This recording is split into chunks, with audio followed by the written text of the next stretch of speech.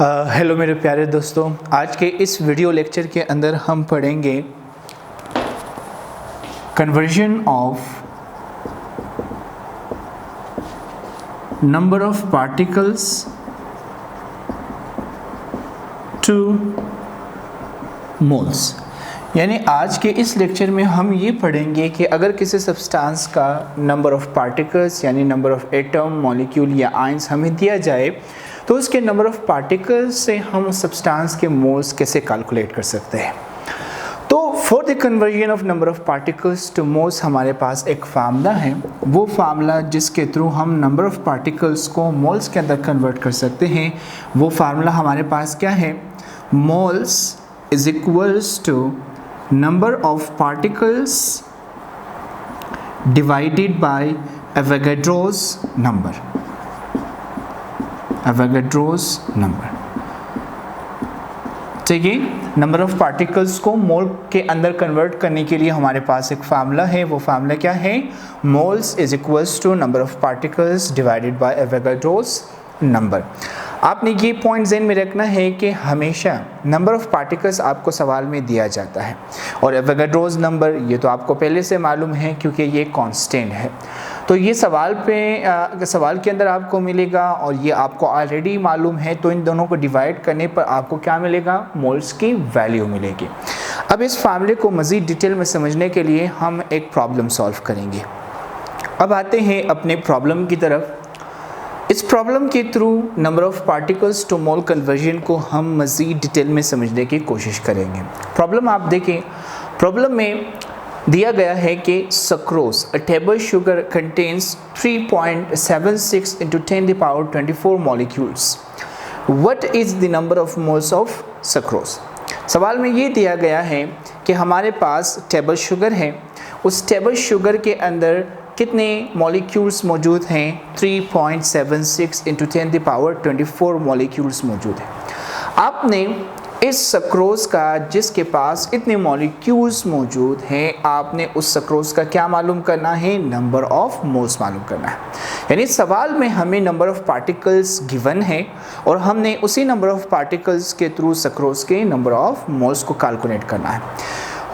इसमें अगर आप देखा जाए तो इसमें नंबर ऑफ पार्टिकल्स हमें दिया गया है और मोल हमने मालूम करना है। तो इसका मतलब ये है कि आपने नंबर ऑफ पार्टिकल को कन्वर्ट करना है इनटू मोल। अब नंबर ऑफ पार्टिकल्स को मोल के अंदर कन्वर्ट करने के लिए मैंने आपको एक फार्मूला दिया था। सॉल्यूशन की तरफ आते हैं।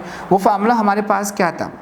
Moles of sucrose is equals to number of particles of sucrose divided by Avogadro's number. अब सवाल में अगर आप देखें तो सवाल में जो है आपको नंबर ऑफ सक्रोज पार्टिकल्स दी गई है। Number of particles of sucrose वो हमारे पास कितना है? 3.76 into 10 the power 24 पार्टिकल्स है। डिवाइड नीचे क्या है? एवोगाड्रोस नंबर, ये तो कांस्टेंट है, ये हमें पहले से मालूम है। एवोगाड्रोस नंबर कितना है हमारे पास? 6.02 into 10 the power 23 पार्टिकल्स पर मोल। अब आप देखें, पार्टिकल्स पार्टिकल के साथ कट गया।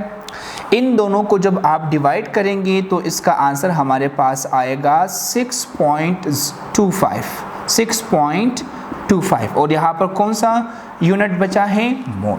सो the number of moles of sucrose is equals to 6.25 moles. तो हमने क्या किया है? हमने जो है नंबर ऑफ पार्टिकल्स को कन्वर्ट किया किस चीज़ के अंदर? मोल्स के अंदर।